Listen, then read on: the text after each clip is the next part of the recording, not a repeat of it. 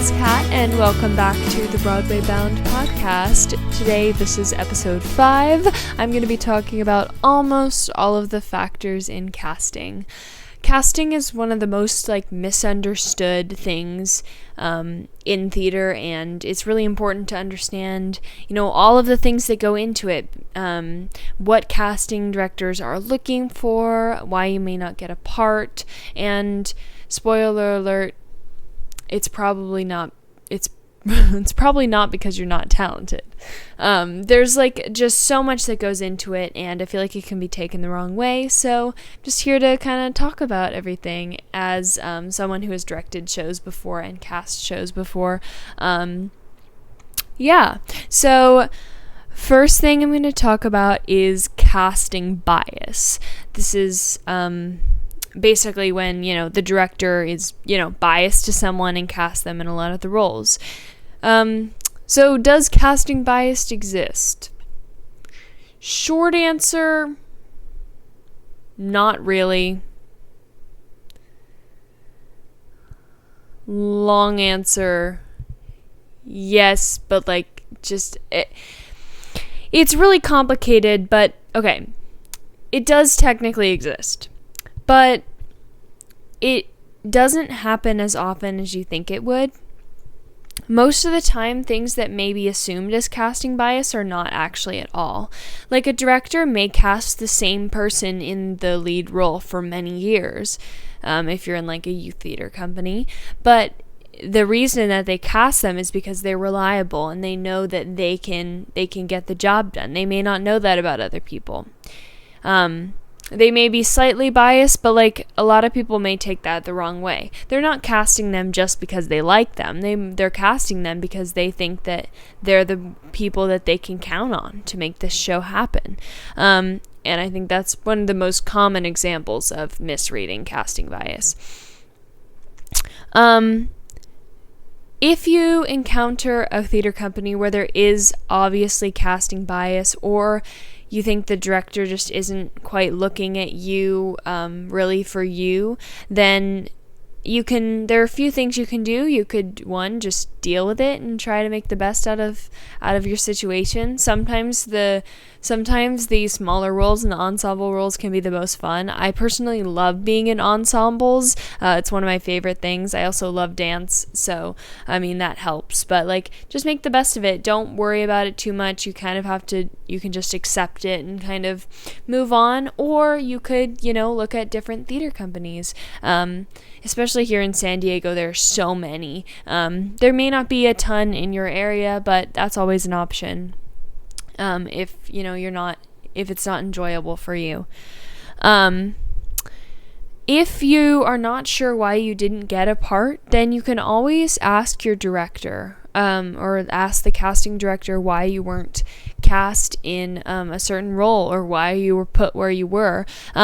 Sometimes they won't want to tell you, but a lot of the times in youth theater, they will always tell you, they'll always give you feedback and tell you why you weren't cast in something. I think that's always a good idea first, before you assume that it was because you just weren't, you just weren't good enough, or someone else was always gets the lead, that's always a good thing.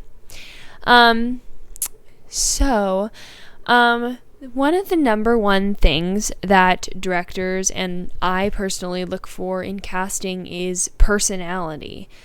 You want to work with someone who's excited to be there, who's enthusiastic, who's passionate. You don't want to be working with someone who doesn't really want to be there, or thinks they own the place, and it's just not going to be a fun environment. So you want to cast people who you'd want to be friends with, who you'd want to hang out with, who you'd want to work on this piece of art together. It's a very important thing that I've noticed in theater, and especially what I've noticed over past shows that I've done is that people, when you have the right cast, it is just incredible. And when there's like no drama or anything, and everyone just has fun. The experience is just unforgettable, and it really brings out the magic of theater.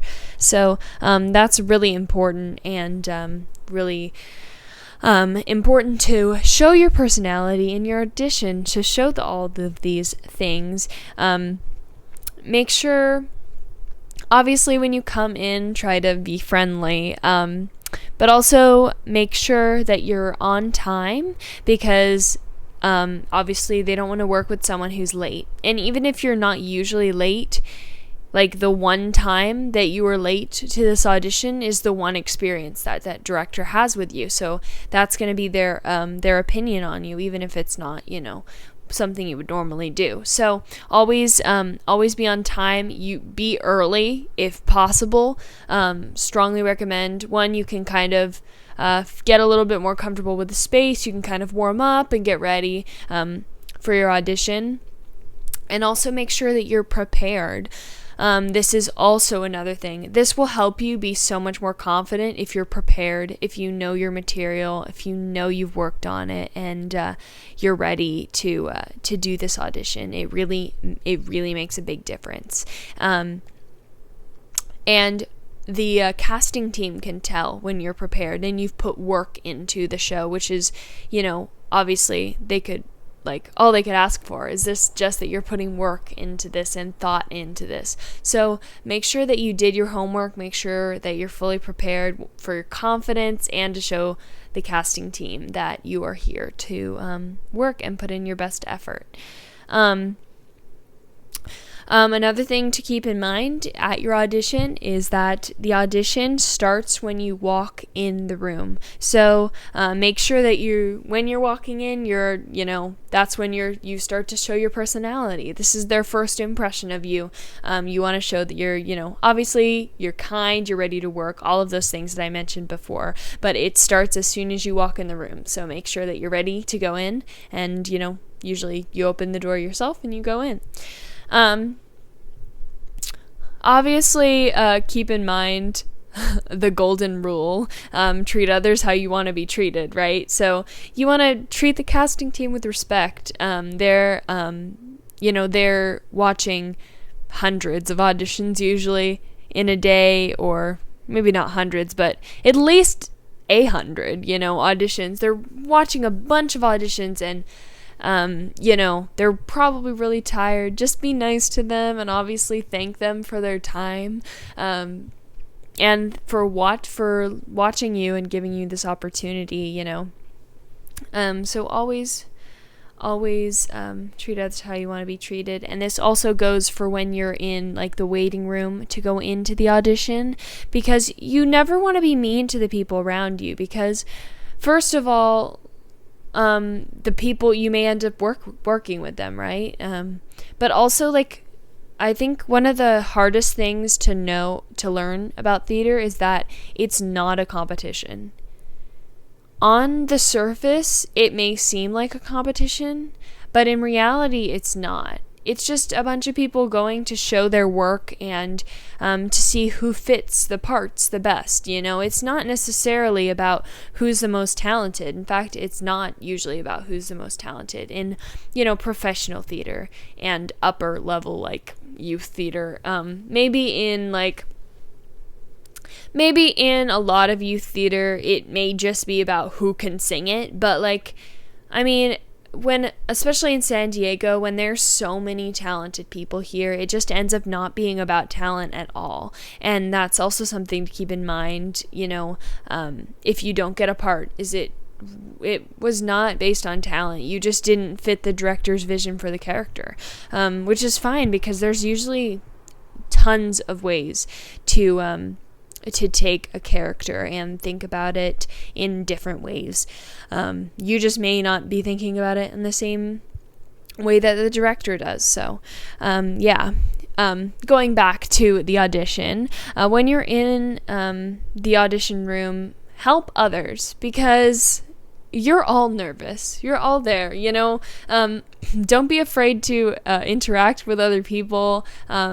It's another opportunity to show your personality, and building people up just makes the whole audition experience better. It's kind of contagious. If you'll start building people up, they'll start building you up, and then soon the whole room is just full of people building each other up, and it just makes you so much more comfortable and like ready for this audition.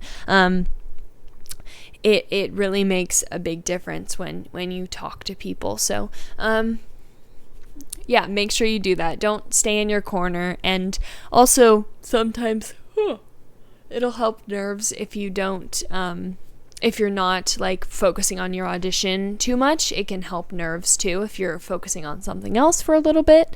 So yeah, that's a great tip. So something that the director, when casting, may or may not look at, it honestly depends on your director, is the ability to take notes. That means like take feedback. Sometimes, I mean, in the first audition, you usually won't get notes. You may, but usually not. It's usually more in callbacks where you get suggestions. And so make sure that when you're preparing, you kind of prepare in saying the lines different ways. Be comfortable with switching it up. Don't be set in your ways. You want to be confident about what you're doing, but if the director were to give you a note on, be like, hey, maybe you deliver that line a little bit differently, then you'll have like ideas on how to do that.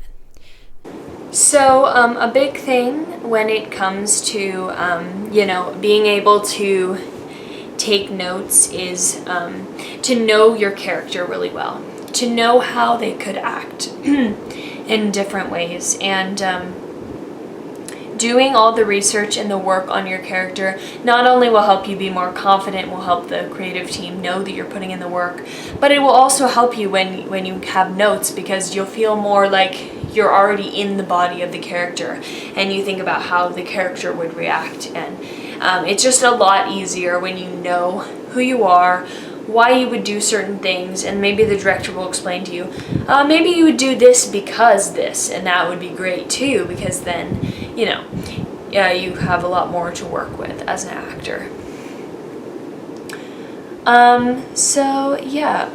Also a big thing when it comes to notes is don't give them a hard time. I feel like this kind of goes without saying, but I wanted to mention it anyway. Like if they're giving you notes, just, try to do the notes.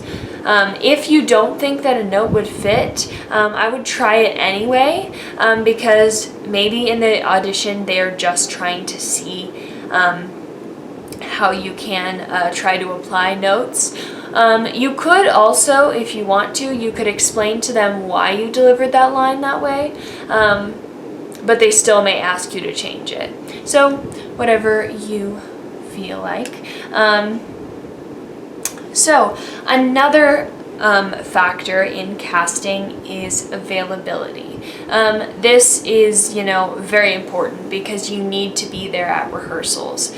So much happens at rehearsal that, you can miss one rehearsal and miss a lot. So it's really important to be there, to see what's going on. You can get notes from other people. You can have other people teach you in their spare time, but it's not going to be the same as being there working with the other actors and the directors and everything. So availability is a big factor in casting, especially in, youth theater and high school theater, when there's a lot of like after school activities that interact, that's not the right word, you know what I mean, that conflict with rehearsal schedules. So it's really important to know who's going to be there, and if you may not be able to be there, this may just mean that you'll get a smaller part in the show. It doesn't necessarily mean you won't be cast, but it definitely is a big thing in deciding, how many lines your character's going to have, how many things your character's going to do.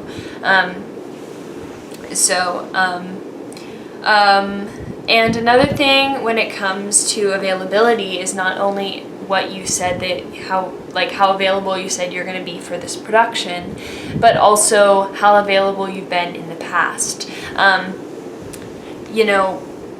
people underestimate that and they forget about that. So like in the past, if you have like always been late to rehearsals, or you've missed a bunch of rehearsals without telling anyone, then they're not going to trust you to do that for the next show. And it may be out of your control. It may be because of your parents' schedules, or something else that may conflict with that. But the thing is, they need people who are going to be there. And even though it's not in your control, you're not able to be there. So they have to cast someone who's going to be able to be there. And it's kind of sad, but that's just, how it is. And just important to keep in mind, too. It may not be your fault, but you need people to be there. So, yeah. Another factor in casting is your past experience. So usually when you go into an audition, you'll bring a little resume that has kind of your past shows that you've done, the training that you've done, some like special skills and stuff like that. So usually you'll have that, or you'll have a form that you'll fill out that you put all of your past experience on there, stuff like that.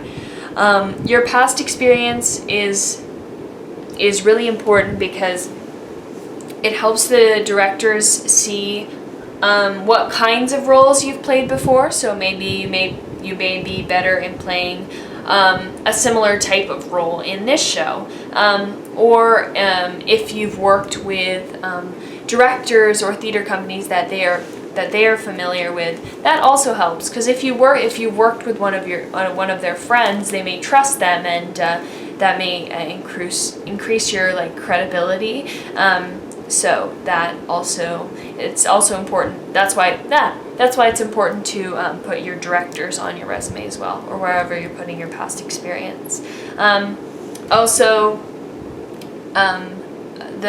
seeing that you've taken a lot of classes also helps. Sometimes I know that's not possible because of financial reasons, but I would look around at your local theater companies and places that have theater classes and acting classes, because a lot of them have scholarship programs. So if you can't afford to take them, then there's usually an application you can fill out, and you can go to it for free or at a reduced cost. So I would definitely look into that. It's not necessarily a deal breaker if you can't pay for them. So I would definitely, if you can, try to take as many classes as you can. Obviously, it helps you learn, but it also helps with experience on your resume. And I learn best by taking classes, not just by doing the shows, because you get to look at it in a deeper way that you may not have been able to before. So yeah. Now the next factor, sorry about that, is talent. So this is a tricky one, because as I said earlier, talent is not necessarily what will get you cast. Because a lot of people have similar talent levels who are going there. Sometimes, yes, it is about hitting the notes, or about being able to act, but not always. And I think a lot of people underestimate that. So yeah. Let's see here. So yeah. Also, don't worry if others are better than you in one area or another. I know that that's way easier said than done, but and I know this is kind of said a lot, but it's important to keep in mind, as hard as it is to believe sometimes, you need to focus on yourself and, your growth, and not comparing yourself to others, but comparing how far you've come from the past. That always helps in keeping your mind off of the talent part of auditions, because, you know, even if you may not be as talented as someone else, you have the potential to be there. And I think that's one of the things that I've realized over the past, you know, couple years, is just to focus on my growth. And it's just incredible to look back at where I was, you know, a couple years ago, and how much I've grown. So, but back to the fact that talent doesn't necessarily determine, you know, the roles you get, because you guys are all pretty much on the same level, so don't worry about that. Again, easier said than done, but try not to. So I'd like to kind of end off this podcast by talking about what happens if you don't get cast, or you don't get cast in the role that you want. It always hurts, especially if it's a role that you really cared about and you put a lot of time into, but obviously there's not much you can do about it.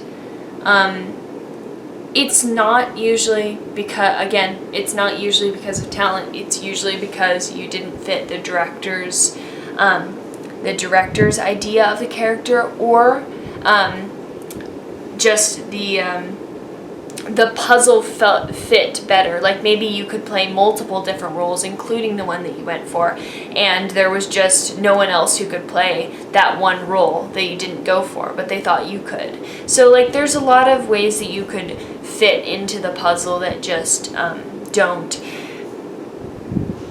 like, that's not originally how you wanted to. And sometimes those are the best roles, because it's kind of a blessing in disguise sometimes when you get to play a role that you weren't you weren't going for. And I think now I appreciate it a lot more, and that I'm given the chance to experiment and work on something that I normally wouldn't. So I think it's really cool when that happens. So yeah, but that's just kind of a realization that I've came to, like, over the years. It's not necessarily something that just happens. So, you know, it may take a little bit of time to realize that, but just know that it usually wasn't something that you did. There are times in the past where I've been like, okay, I didn't prepare for that audition as much as I could have, and that's why I didn't get the part. And sometimes that's true. Sometimes you just don't have good auditions, and there's nothing to do about that. You win some, you lose some, right? So if you don't have a good audition, don't beat yourself up about it, because I'll bet you that almost everyone in theater has had a bad audition or multiple bad auditions, you know. You can't expect you to be like perfect at every one, right? So, you know,